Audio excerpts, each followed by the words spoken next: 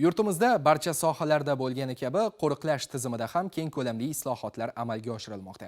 Jumladan, bo'linmalar faoliyatini yangi bosqichga olib chiqish, xodimlar xizmat o'tashlari uchun qulay shart-sharoitlar yaratish, ularning kasbiy mahorat va bilimlarini oshirishga alohida e'tibor qaratilgan. Hozirgi lavhamiz orqali tizimda ish olib borayotgan kinolog mutaxassislar faoliyatiga nazar tashlaymiz.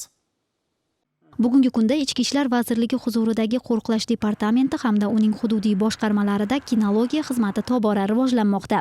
Xizmatda Sharqiy Yevropa va nemis ovcharkasi, Belgiya malinuasi kabi zotdagi xizmat itlari mavjud bo'lib, ulardan jamoat tartibini saqlash, obyektlarni ishonchli himoya qilish hamda qidiruv tadbirlarida samarali foydalanilmoqda. Xususan, Surxondaryo viloyati qo'riqlash boshqarmasida unga yaqin 4 oyoqli sodiq yordamchilar mavjud bo'lib, ularni parvarishlash, sog'ligini ta'minlash, doimiy ravishda mashg'ulotlar olib borish uchun barcha shart-sharoitlar yaratilgan. Termiz tumani qo'riqlash bo'limi instruktor kinologi kichik serjant Bekzod Yo'ldoshev qariyb 5 yildan buyon o'zining xizmat itlari bilan yurtimiz tinchligi, fuqarolar xotirjamligi yo'lida xizmat qilib kelmoqda.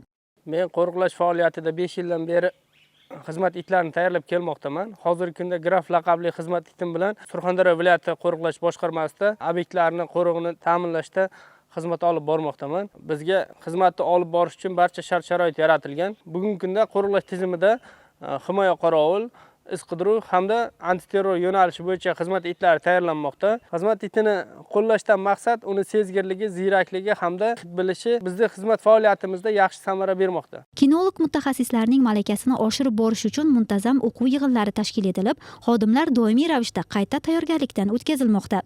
Bu esa tizimning yanada samarali ishlashini ta'minlashga xizmat qilmoqda. Xizmat itlari saqlanadigan joylarni yuqumli kasalliklarga qarshi barqarorligini ta'minlash maqsadida hududiy veterinariya tashkilotlari bilan hamkorlikda belgilangan vaqtlarda veterinariya profilaktik tadbirlar olib borilmoqda. Aytish kerakki, sohada amalga oshirilayotgan bu boradagi chora-tadbirlar kinologiya xizmatini yanada takomillashtirish va zamon talablariga mos ravishda rivojlantirishda muhim ahamiyat kasb etadi.